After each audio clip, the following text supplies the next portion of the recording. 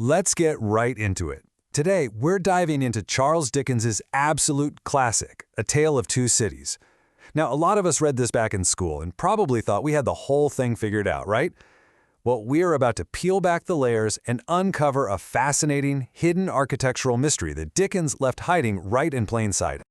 It was the best of times, it was the worst of times. You know the line. It's one of the most famous openers in all of literature, and it instantly hooks us. It makes us think we're strapping in for a straightforward historical drama about the French Revolution. But as we're going to see, that bloody revolution is actually just a dramatic backdrop for a much, much more profound narrative about life, death, and ultimately, resurrection. To decode this literary puzzle, here is our roadmap. We'll start with the hidden resurrection tale, then look at Book 1, Recalled to Life, Book 2, The Resurrection Man, and finally, Book 3, The Scapegoat. Starting off with Part 1, The Hidden Resurrection Tale. Dickens sets the stage in 1775, and right out of the gate he does this brilliant comparison between England and France. He describes an English king with a large jaw and a plain queen, alongside a French king with a large jaw and a fair queen. It's a really clever way to mock his proud English audience, essentially telling them that their rigid traditional society is uncomfortably similar to volatile France, existing in these intense paradoxes of light and darkness. And, apparently having a large jaw was just the universal hallmark of 18th century leadership. Now, if we map out the timeline, you can really see the storm building. We start with the quiet, early rumblings of unrest in 1775, jump forward 5 years to a simmering 1780, and then crash straight into the violent birth of the First French Republic in 1792. Keep these historical checkpoints in mind, because the theme of resurrection builds exponentially at every single one of them. Which brings us to Part 2. Book 1, Recalled to Life. Picture this. It's a dark, foggy night. A bank clerk named Jarvis Lorry is riding in a mail carriage when he gets this mysterious, urgent message. His reply is totally cryptic, almost supernatural. He just says, recalled to life. Before we even know who he's talking about or what that even means, Dickens has planted the very first seed of our resurrection motif perfectly in the rising action. And we quickly see what that phrase literally means when we meet Dr. Alexander Manette. Here is a man who is presumed dead. He was swallowed up for 18 agonizing years in the Bastille just for knowing the dark secrets of an aristocratic family. When he is finally found, he's a shattered shell of a person, obsessively making shoes in the tiny attic. But through the relentless love and devotion of his daughter Lucy, his mind is mended. He is, quite literally, recalled to life. All right, moving right along to Part 3, Book 2, The Resurrection Man. So as we get into Book 2, the stakes get even higher, and the resurrection motif repeats in a tense legal setting. Charles Darnay, a French aristocrat who actually renounced his cruel family, is on trial for treason in an unforgiving English court. It is literally a matter of life and death.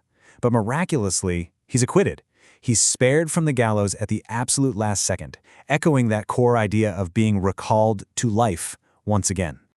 Now, you've got to love Dickens's dark sense of humor here. He takes this grand spiritual idea of resurrection and turns it into a grim, twisted joke with the character Jerry Cruncher.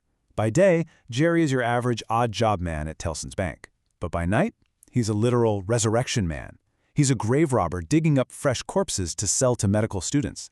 It feels like bizarre comic relief, but surprisingly enough, this gruesome little side hustle is exactly what sets up the entire climax of the novel.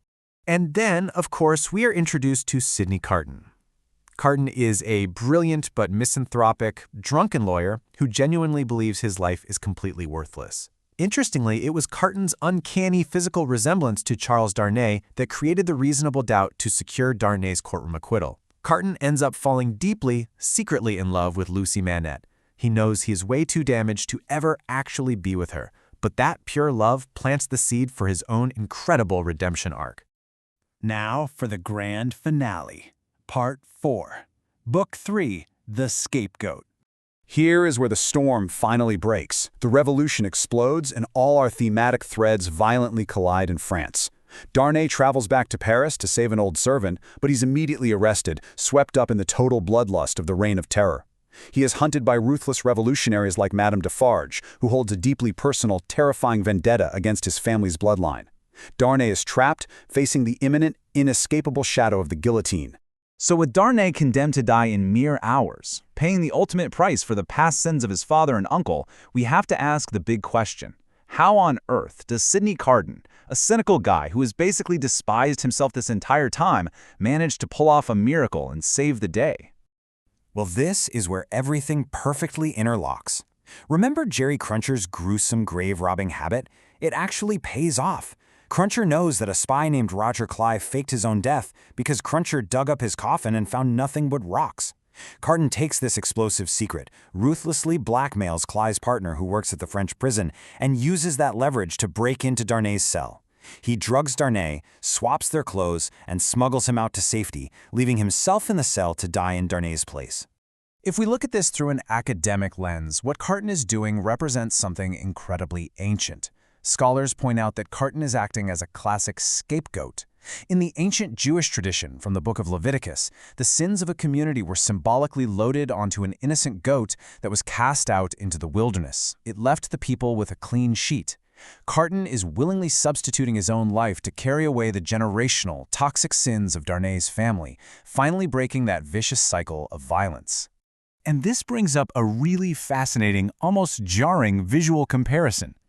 Dickens heavily implies a connection between the cross and the guillotine. It's actually a macabre historical fact that during the Revolution, some radicals literally wore tiny guillotines on necklaces instead of crosses. They viewed it as this new symbol of brutal regeneration. But by having Carton willingly die on this machine for the sake of others, Dickens casts him as a Christ-like figure, illustrating the ultimate paradox of a life-giving death. Dickens doesn't just leave this as subtext, by the way. It is literally spelled out in the text. Wandering the dark streets of Paris the night before his execution, Carton repeatedly recites these exact words from the Gospel of John.